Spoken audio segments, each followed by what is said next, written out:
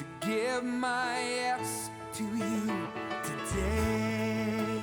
I choose. Good morning. It's Tuesday, the 7th of July. I've got a lingo this morning.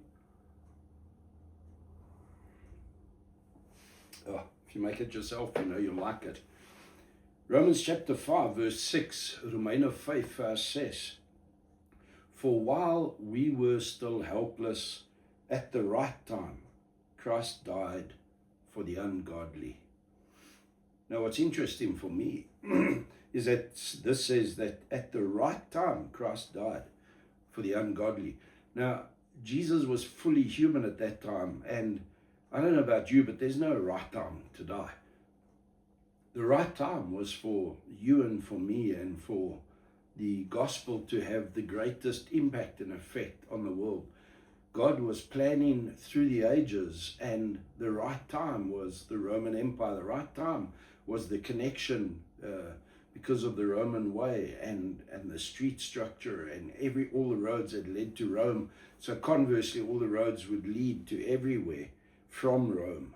And it was the ideal time to spread the gospel and to get the gospel known into the known world as efficiently and effectively as possible. The Roman oppression on the Christians in Jerusalem would force them to move out of their comfort zones and spill out into the surrounding areas, cities and countries. And so it was the right time for the gospel, not the right time for a man to die.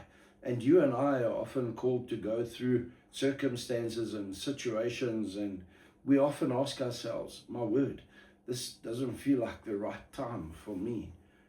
But with God's perspective, it may be the right time for His grace and for His plan and for His will to be executed through your life in ways that you can't even begin to imagine.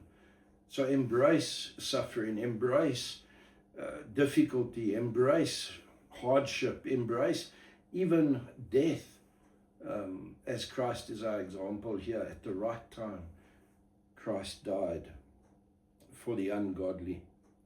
And it says therefore, while we were still helpless, and now we are sealed with the Holy Spirit of God. We have God's presence in the form of the Holy Spirit with us. So we are helpless always to save ourselves. It requires God to save our souls.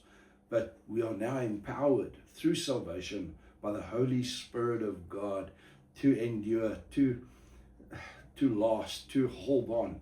Ons kan aanhou omdat ons gevul is met die Heilige Gees en ons het sy krag en sy wysheid en sy insig en sy teenwoordigheid, God se genade in ons lewens, en dit elke dag as gevolg van die Heilige Gees se teenwoordigheid. Jesus wat ons verteenwoordig en namens ons intree by die Here in die hemel. God se wil is besig om uitgerol deur jou en deur my, en ons bemoedig mekaar in die kerk, ons bemoedig mekaar as broeders en susters om te volhard, om aan te hou. En dis wat ek vandag vir julle wil gee, en ek wil myself en julle uitdaag om te sê, miskien lyk dit nie, voel dit nie, is dit nie die regte tyd vir ons, maar miskien, as it say, at the right time Christ died for the ungodly, maybe even for those who are not on your side, those who don't even like you. Maybe now's the time that you need to just endure, because God's will, it's the right time